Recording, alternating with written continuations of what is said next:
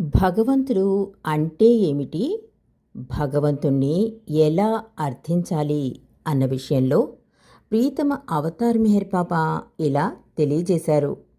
ఇవాల్టి ఈ ప్రపంచంలో చాలా కొద్ది మందికి మాత్రమే భగవంతుడు అంటే ఏమిటో తెలుసుకోవాలనే జిజ్ఞాస, కోరిక కలుగుతుంది. వారిలో కూడా భగవద్ అనుభూతి, సాక్షాత్కారం పొందినవారు అతి కొద్ది మంది మాత్రమే.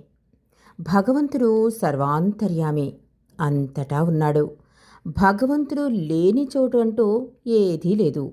భగవంతుడు ప్రతి ఒక్కరిలో ఉన్నాడు, ప్రతి దానిలో ఉన్నాడు. ప్రతి ఒక్కరూ భగవంతుడే, ప్రతిదీ భగవంతుడే. ఉన్నది భగవంతుడు ఒక్కడే. భగవంతుని యొక్క వ్యక్త రూపమే ఈ ప్రపంచం.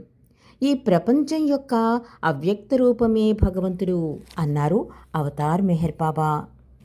భగవంతుడు తప్ప మిగతా ఏది సత్యం కాదు.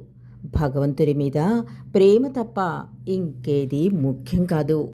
అందుకని భగవంతుణ్ణి వివరించడం సాధ్యపడదు. అతడిని గురించి తర్కించడం కుదరదు. అతడిని సిద్ధాంతరీకరించలేం. అతడిని గురించి చర్చించలేం, అర్థం చేసుకోలేం. అయినప్పటికీ భగవంతుడిలా జీవించవచ్చు అన్నారు మెహర్ బాబా.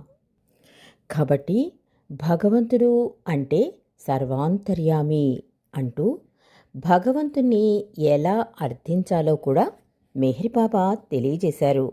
భగవంతుడు నీ లోపలి ఆత్మ. భగవంతుణ్ణి నీవు వెలుపల వెతక్కు. నీలో నీవు భగవంతుణ్ణి ఆర్తితో అర్థించు. ఎలా అంటే, ప్రీతముడవైన భగవంతుడా, నేనే నీవు అని తెలుసుకునేటట్టు నన్ను అనుగ్రహించు అని భగవంతుణ్ణి అర్థించాలి అన్నారు మెహర్ బాబా.